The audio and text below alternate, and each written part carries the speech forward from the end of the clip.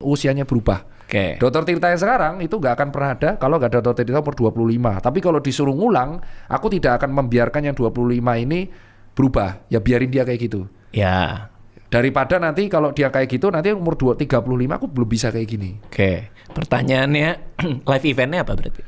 Nyaris mati. Oh iya? Ya pas gue jarak jauh, itu nyaris mati. Wow. Live event 2 kali yang membuat aku berubah itu adalah ketika aku gue jarak jauh di event namanya Audax tuh 1200. Aku pingsan di KM 300.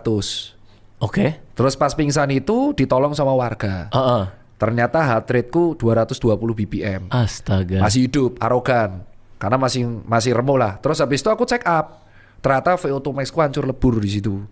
Dan di situ aku bersyukur aku masih dikasih kehidupan. Ternyata VO2 max-ku hancur lebur karena aku nggak pernah berhenti ngerokok, gaya hidupku berantakan. Itu yang membuat aku paradigma shift berubah dan aku mulai menerapkan berarti itu yang pertama. Yang kedua, ketika gue jarak jauh Jogja Jakarta, aku ditolong berkali-kali sama orang yang nggak tahu aku siapa.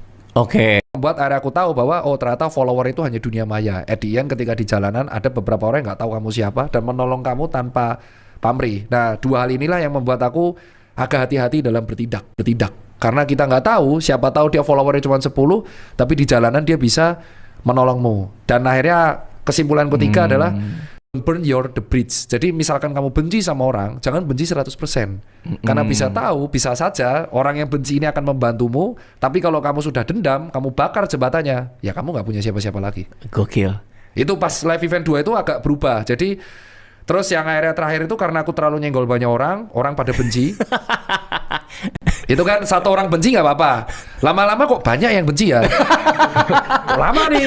Akhirnya kan sulit nongkrong. Akhirnya listen to other opinion. Aku mulai tanya sama satu teman baikku. Ternyata rese. Dia bilang kamu rese. Kita tahu kamu pintar tapi kamu rese. Semua hal dibahas.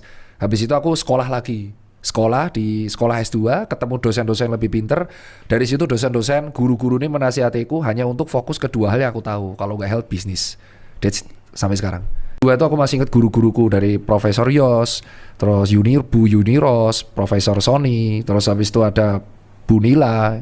Itu seangkatanku tapi udah PhD, padahal aku belum. Nah dari situ kayak mereka ngajarin ilmu-ilmu. Nah kalau aku nggak belajar lagi, nggak sekolah, nggak baca buku atau nggak melihat opini orang di medsos, aku nggak akan kayak gini. Dan itu berguna banget akhirnya buat defense mechanism ke anakku. Jadi anakku tahu. Untungnya aku berubah sebelum anakku umur 4 tahun. Kalau nggak? Ya dia akan meniru gayaku lah sampai sekarang.